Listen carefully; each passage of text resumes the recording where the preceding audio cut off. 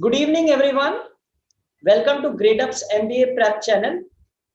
I have Pratyay with me, and he is a student of IIFT, and he not only cleared IIFT but also had a stellar score in SNAP, in CAT. So he appeared for multiple examinations and cracked them all. So many a time students ask that is it possible to prepare for multiple MBA entrance examinations simultaneously? So I have a person with me who has not only prepared for them and nailed all these examinations. So welcome Pratyay to the show. Thank you, Pranav, and happy to be here to share my experiences with the aspirants. Yeah, sure. So we'll be sharing his experiences with you all, right? So first of all, some generic question, right? When you go for some interview in IIMs, so there are some random questions, right? For example, did anyone ask you that what is the meaning of your name? Yeah, it was, I think, one of the most regular question that was asked. I even prepared for that, like whatever the meaning of my name was. That was the first or the second question that I would end up answering in all the interviews that I gave.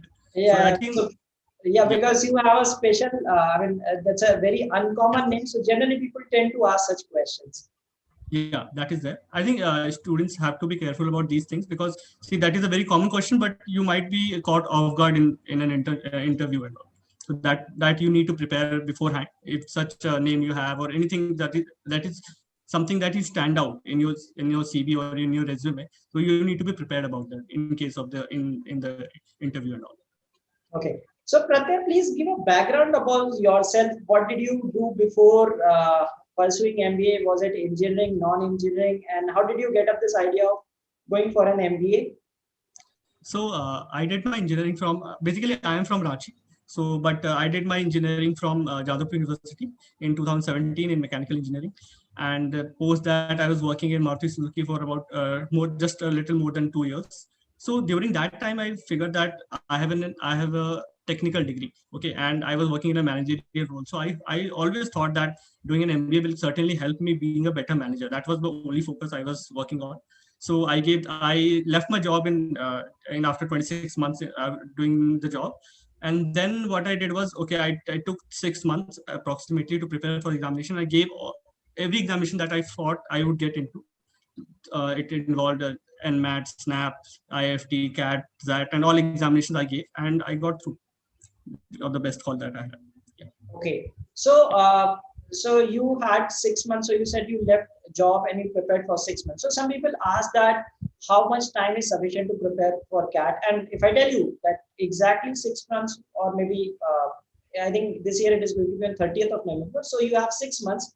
The aspirants have 6 months. So I have a person with me who prepared for 6 months rigorously and he was able to crack these examinations. So 6 months are good enough to prepare for an examinations like CAT and other MBA entrance examinations.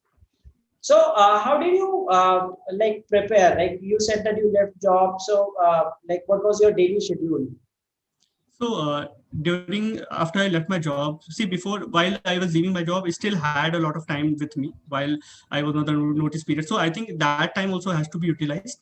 What I did was basically I started like with my strong point. Like I always believed that quant was my strong point. So I focused more on that initially while I was still working during the last few months. After I left my job, I started focusing on, for example, like my DILR was never very strong. It is usually considered that engineers have a good DILR, but that is not true. It might be that they have a weak DILR. This is I think it is always considered a quant and DILR the engineers will be good, but not necessarily. So I focused more on DILR and English during the 3 months that in the initial 3 months that I prepared. So initially, what I focused was to get an even score in in any exam that I give. If I'm scoring 150 marks, I need 50 marks in each of the topic. That was my first focus, because what happens is if you are preparing based on one topic, then what happens if the paper is difficult, you get a little bit distracted during the examination that I have prepared this topic and this is difficult, I'm not able to solve. So that is something I think that is very important. And another I think I focused was on accuracy. That earlier I used to attempt a lot of questions but got many questions wrong. So what I focused was on accuracy, and that was my key focus during the 6 months that I prepared. Yeah, that's a fair point that one must have a balance between the sections. Many a times it is seen that people, especially engineers and all, they are inclined towards quant. They prepare a lot in quant, but they keep the other two sections side, or maybe some person maybe good in two of the sections might not work in the third section. But mind you that most of these colleges have sectional percentiles as well. And when you want to score overall high, so you need to have a balance of scores. It's not like that you score 99, 99 and 2 and then just 80 percentile in the third section. So you need a balance, and that is what he rightly did, and hence he was able to score well in the examination. Okay, so you appeared for multiple MBA entrance examinations, right? So can you tell the aspirant that what separate thing you need for other MBA entrance examinations apart from CAT?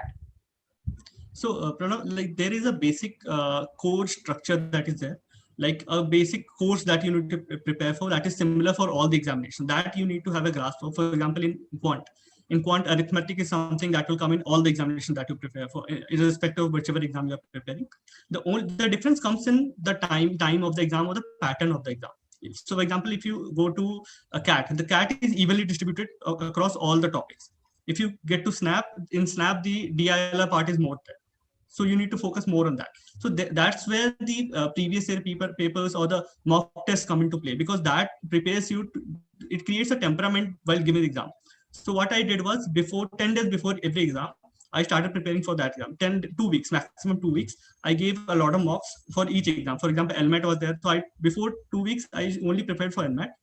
In case of CAT also, the CAT was something that was a long-term program. So that was basically I was giving mocks regularly. But the other exams, I focused on 2 weeks method for the mock test. So I gave around 10 to 12 mocks in the 12 days and analyzed, because if you give a 3-hour mock or a 2-hour mock, then you need 4 to 5 hours to analyze that, because that is very important. If you just get a score, that does not mean anything. How much, where you did your mistake, how was the score divided across all the sections is something you need to focus on. Yeah, it is very important. So as there is, like, as he said, that there's a core structure which is relevant for all examinations, and then there are exam specific patterns. For example, Nmat will have certain type of questions like input, output, data sufficiency that would ask only in Nmat, right? Similarly, there would be certain questions that might be asked IIFT, right? And so on. So in the last few days, you need to turn your focus only on that particular examination. And that's how you are able to score high. So base you prepare in the initial 3-4 months. Let's say even if someone is starting now, by the time September, October, one should be done with all that core stuff, and then do exam specific preparation through mocks and test, right? So that's a good strategy which you followed. Okay, so you appeared in those examinations as well, which involved GK, right? You cracked IIFT and it has GK. So tell these aspirants that when is the, like how to prepare for GK, when to start the preparation, right? Is that, does that need to be continuous throughout your preparation journey, or you just focus in the last 2-3 weeks and are done with that?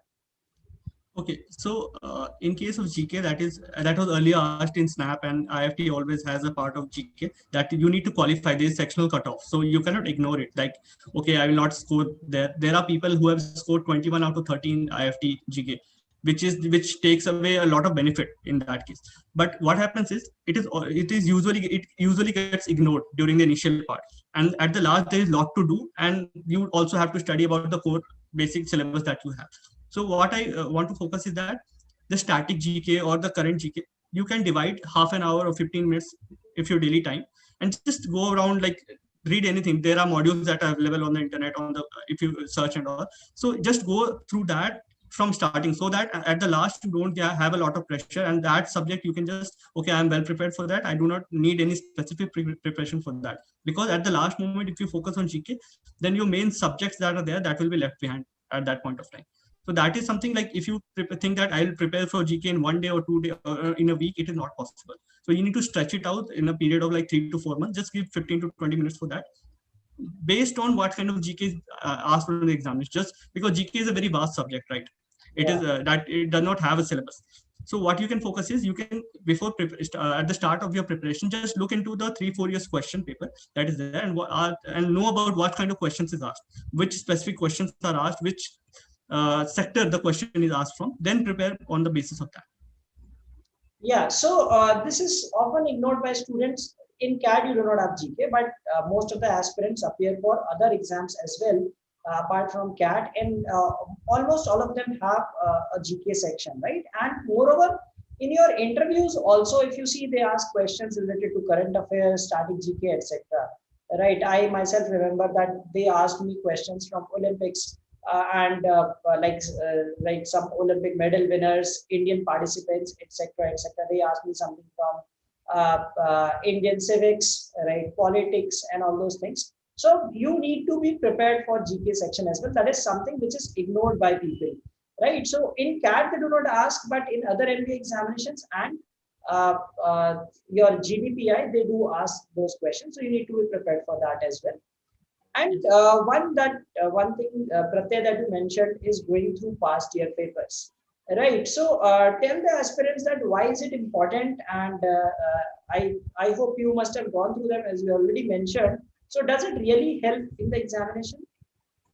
Yeah, the thing is that even if the duration of the time may change in the future years, like it may be that examination can be converted to 1 hour or 2 hour examination, but the pattern of question that is asked, the type of question, for example, if you take one, the type of question it is asked in arithmetic will not vary much. So you need to know what kind of questions are asked and how to tackle them during the examination. This strategies works for every part, like for DIR, for quant, and for English, everything it will work, because see, the pattern of question does not change, and you'll have a confidence that okay, I have prepared the previous year questions. I know what kind of questions are asked, how much time I need to devote to each of the questions, because that is something that will actually prepare for you for the 3 hours or the 2 hours that you sit for the examination. Yeah, so for example, if you go through IIFT papers, you know that the DILR, there is very calculation intensive, quant questions are lengthy. So if you prepare accordingly, you have that mindset when you enter the examination hall, you know that acha, in this examination, such kind of questions are asked, and you feel comfort over there, right? If you just go blank, unprepared for an examination, then it's going to be something, a challenging one, right? But if you have already gone through past year papers, you know a bit about the examination pattern. All right, so Pratyay, so you had the right strategy to prepare for the examinations, hence you were able to score well in almost all the examinations that you appeared for. Now let us talk about the next phase, the GD, VAT, PI thing, right? So when should one start preparing for that phase? See, one important part that I talked about was GK. If you are regular with your GK, then most of your work with the interview process is almost done, because GK will help you even in, if you're reading newspaper regularly, it will help you in VAT also, because most of the VAT topics are from the recent topics or from topics that you study for the English part, for the English literature parts, because that will help you in a way, because you are reading a lot, then you are able to comprehend what the person is asking, or what you have to write in the VAT. So that helps you a lot in that part. See, most if you are starting your preparation post your examination results, what happens that you have a lot to cover, and somebody who has been reading regularly will have a edge over you in that point of time. So you need to start preparing for the GK part. You need to start preparing for beforehand, and also the reading part. You need to be good to write and good to read, because that will help you in VAT as well as in the interview process. Yeah, so cracking CAT or any other MBA examination is one part. The more difficult part is when you crack the GDPI. For that, you need to start simultaneously, right? Not much. I mean, maybe just half an hour a day. That should suffice. Yeah. But once your exams are over, then you have to focus only on that. Yes. So simultaneously, you should start preparation for that as well. Keep that in mind. If you do not start now, then you would be overburdened. Once your examinations are over, then you would be in a burden that, oh, I haven't prepared anything. How would I be able to do? And then like you have interviews every other day. Like if you appear for multiple examinations, the February, March month, entire 2 months will go only in interviews, and also you do not have time to prepare much. Okay, so that was one GAT thing.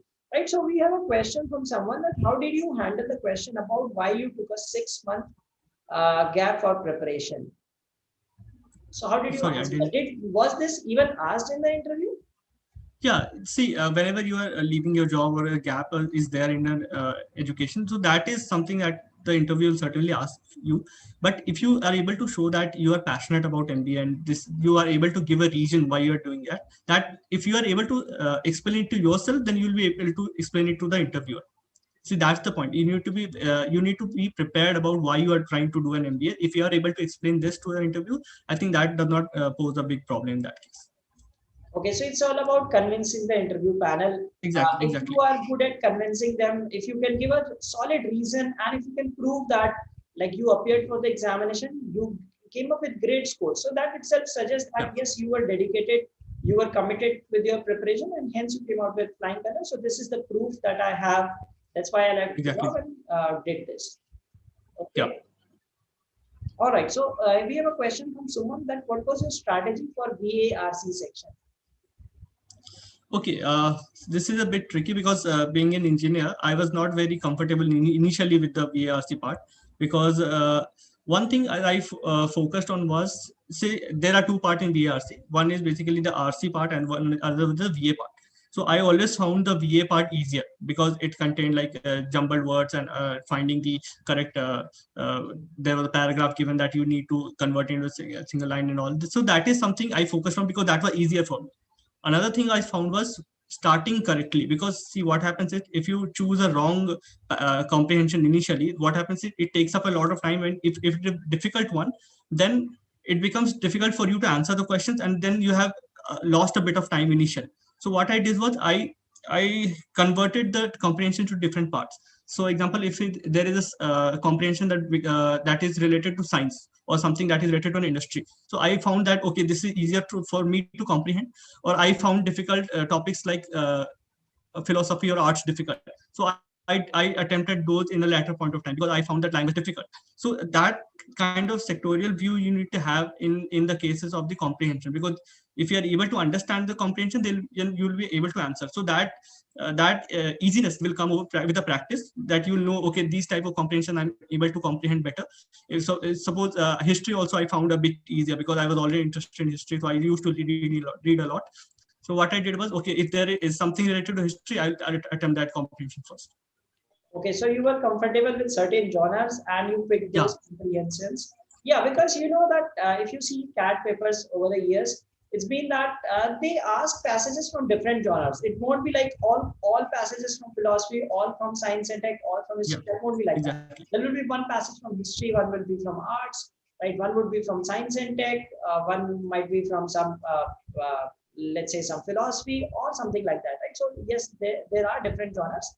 And you can be selected, that's fine, right? Because see, the target is not to attempt all the questions. It is to attempt the sufficient number of questions with high accuracy. As you said, that accuracy is very important. If you attempt a sufficient number of questions with good accuracy, you will sail through. Okay. All right. So now one thing from VRC, I got this, that like if you talk about CAT has just a few topics in VARC, right? Apart from RCs, you have just para jumbles, para completion, para summary, etc. But when it comes to other examinations, especially the examinations like SNAP and IIFT, they test your grammar, they test your vocab, right? So how did you prepare for that part? I think one thing I found difficult was, especially in the case of the grammar. The grammar part is there where you need to have synonyms or antonyms, that sort of questions. So what I thought was, okay, now I'm preparing for while reading. See, while reading, if you come up with a difficult word, you just mark it and see what its meaning is. So you cannot specifically prepare for all these topics, but you need to have your basics clear. If you are facing difficulty in grammar and all, you can just go back to find a book and just read about it. Because you cannot see topics like synonym and antonym, you cannot guarantee that you will get it in the examination, correct in the examination, because that is a very vast topic. So what is that? The topic you can do is, the thing you can do is, you can just read more and more so that you come up with more difficult words and you can find out the meaning of these words. So what happens is, after a point of 3 to 4 months, you have a big dictionary sort of thing, or your own dictionary, where you have like difficult words, you know what is the meaning of this, what is the opposite that this word means. So these type of things I think helped me a lot, because I did not specifically prepare for that because it was too vast for me to prepare, and the luck that I'll be getting the same question in the examination was very low. So I did not specifically prepare, but through reading and through understanding of the comprehension, I could face difficult words. I found out the meaning of those words. So that is something that helped me a lot in preparation for VARC.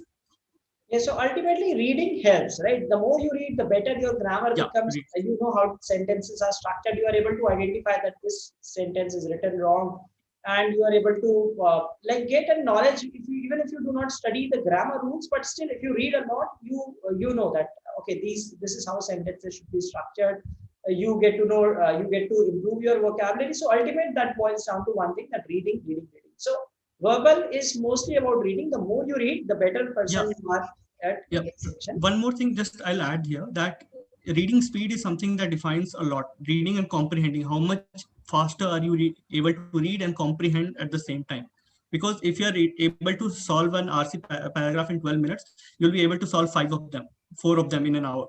So 4 of them in an hour and 10 minutes for the VARC part, VA part. So what happens is if you are able to do it in a lower time, you'll be able to attempt more and correctly. If you are able to comprehend well, then you will be able to attempt it correctly. So that reading part has to, the pace will come after the period of 3 to 4 months. That is something I focused on. Yeah, so pace of course matters, and in every section we talk about DILR also. If you have a high speed, then you will be able to solve it faster. Quant also. So yes, that speed comes through practice, right? There is no such shortcut to that, right? You might apply shortcuts in some of the questions, but in your preparation, there is no shortcut.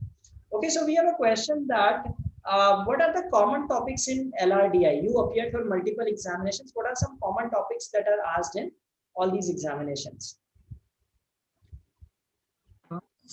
One type of question that I specifically called it because I specifically there's a topic where you need to, there's a fill in the blank sort of thing. Like you have a table, there is some data present, some data missing. That is something that has come from a very long time. I'm not specifying the type of question, but there's a data missing sort of table is you need to form that sort of questions in. And there are things like arrangement, like there could be seating arrangement. Those are generally asked.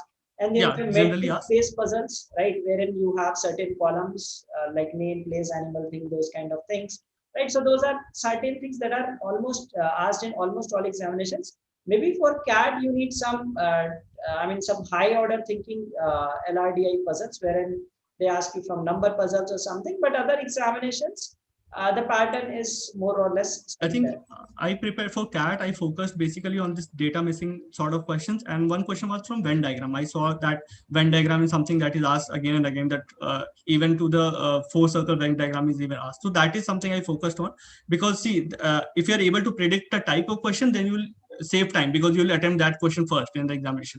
Choosing a question in LRDI is a very important factor because that will define how many sets you are able to attempt in 1 hour. And if you are able to choose correctly, then you'll score well. Because if you are able to choose correctly and solve correctly, because you'll get all the 4 questions correct in that. Yeah, that is about, that is about the sections that have set questions. The same goes with RC, the same goes with DIR. If you are comfortable in picking those sets, then you can do, because it's about like you invest time. It's not one question. You are solving a group of questions. So you invest time. So if you invest it rightly, and these things come with practice. Like if you practice, you know, okay, you are good at Venn diagrams. You are good at solving arrangement-based problems, or you are good at solving, let's say, matrix-based problems. So those things come with practice. Okay, so then we have a question that if suppose you were asked that, let's take a hypothetical situation, that if you were asked that you left your job, and at the same time we have another candidate who did not leave his job, right? So both of you have similar scores. Then in that case, how would you justify your preparation? Justify leaving your job. See, this scenario always occurs. There will be students who have not left their job and have prepared, but the interviewer will always see what did you gain from that. Like, okay, you might have left your job because you felt like I was able to convince myself to leave the job. They are not judging us for leaving our job. They are judging us if the person who has left his or her job is feeling comfortable with that. Because see, that ultimately our decision, your selection is not based on whether you have left your job and prepared or not left your job and prepared. It is like, what are the characteristics of the student, whether he or she will be a fit for our institute. That is something that they are judging. They are not focused on whether if you are, this is a question that I also was worried that should I leave my job or not. But if I was able to convince myself, then I'll be able to convince the interviewer in that, because they are not judging us for leaving our job. Yeah, exactly. I mean, even I had a lot of bad friends who had left their jobs. So yeah, it's perfectly fine to leave the job and prepare for the examination as long as you are able to justify. You have to be honest in front of the interview panel, right? So you need to be honest. That's the first thing that they check for, that you have to be honest. You should have the willingness to learn, right? You can tell them that you are willing to learn. You do not know about so. You do not understand the management jargons, right? You want to learn what is in operations, you want to learn in finance, and also you have to convince that you are there to learn things, right? If you tell them that, see, they are not to reject you, right? Interviewers are there not to reject, right? They are there to select. So you have to like put up your points that why should they select you. So it's all perfectly fine if you leave a job and prepare for the examination. All right, so Pratyay, now tell something about your experiences at IIFT. How has the journey been? How hectic it was?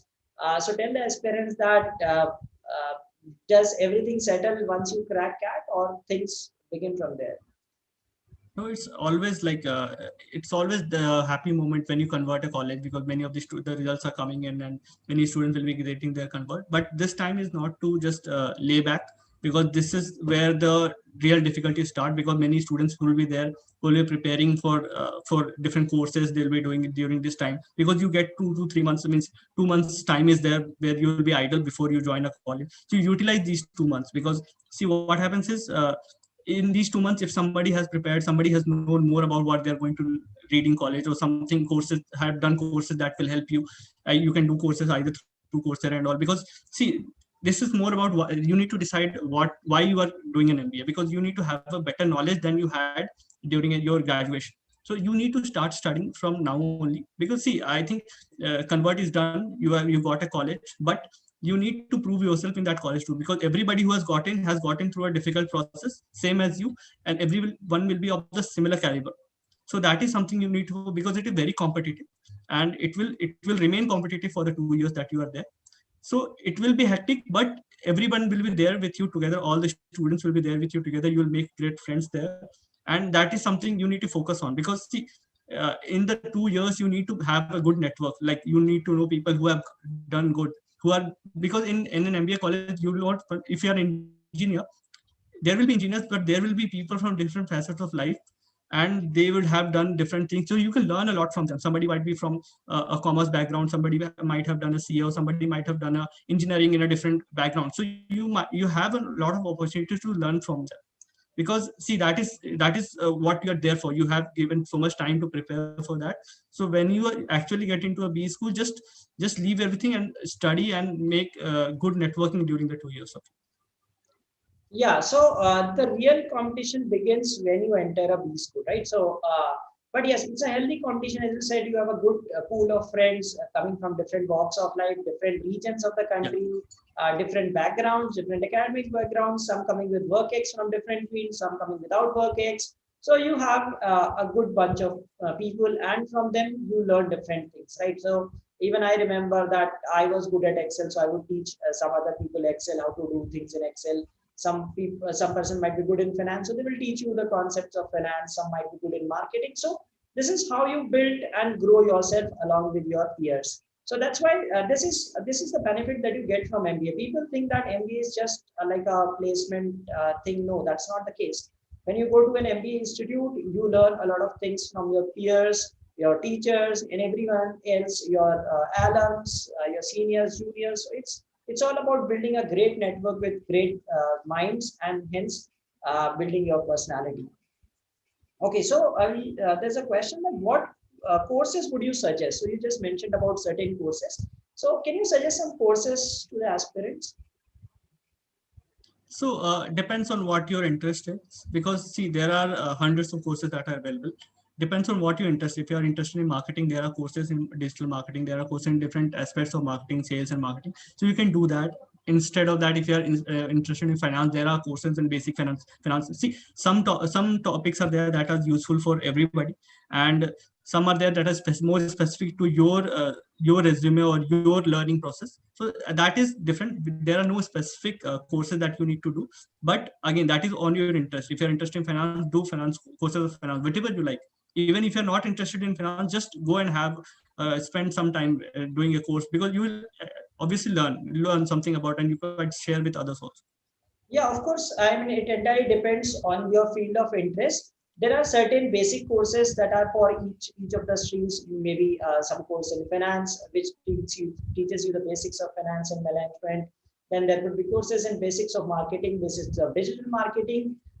That everyone should try to pursue. Apart from that, that depends on your interest. Like, let's say someone is interested in, let's say, like core digital marketing, can go for these paid advertisement marketing, how that works. Someone is interested in artificial intelligence, machine learning, can pursue a course on that, right? So likewise, someone interested in supply chain management, right, or some other TQM might do a course on that. So that is all about your interest. So one thing that people before joining MBA, they think that, okay, they want to go to that stream, they want to do pursue that, and a lot of people ask also, which stream should I choose? So what do you think that and there are some people who do not know what to do, right? So how do you get to know things that you actually have to do? I think there will be people who are doing MBA to pursue a particular stream, so they are fixed about whatever they want to do in life. Another group of people will be there who are not yet sure what to do. I think that's a good thing, because you try to learn everything in that case. You try different things. Like if you're not sure if you want to do finance, you go and read a bit of finance. If you feel, okay, now this is something I can do, or you go to read a bit of marketing, and you try to learn different things. So it is not a bad thing to not be sure. Even many people are not sure during the complete first year that what we need to do. So that is something a good thing, because you'll try to figure out by actually reading that course or reading that about that topic.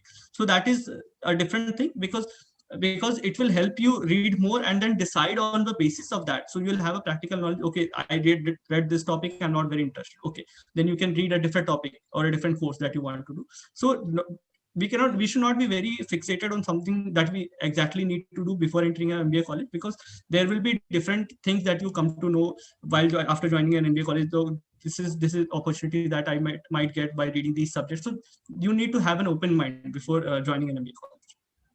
Yeah, so it's perfectly fine if you do not know at this point in time that which stream are you going to pursue, what is going to be your career in, because there are a lot of people who have not explored themselves much. So first year of MBA is a time when you explore yourself, you go through different things, you read about different things, you read finance, you read.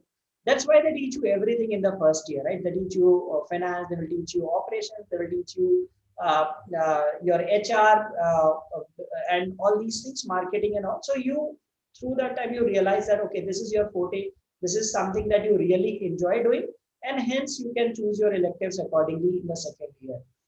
Okay. All right, so we have a question that how to increase network at an MBA college. Okay, so network, I think the definition of network is basically whichever. So first of all, talk to all your batchmates. They don't just have a particular group. Talk to as many people you can, because they have had experiences that will help you a lot. Networking doesn't only mean that you have connected with them on LinkedIn or in some other social media. That is not a networking, but it is basically to know their experiences, and that will help you a lot. Because see, the more you talk to different people, the more you know about them, and more experiences that they might share, you will share your experience. So you will have a connection with them throughout your life, especially your batchmates. So that is something good networking, I think, in my opinion. Yeah, so networking does not mean that you have connections on LinkedIn, Facebook, and all that, right? So it is about that's why when you go to a B school, I mean, even if some person is shy, so what happens in a B school is they divide into your groups, right? So for every subject, they create different groups. Some could be roll number wise, some could be random, some they would ask you to create groups on your own.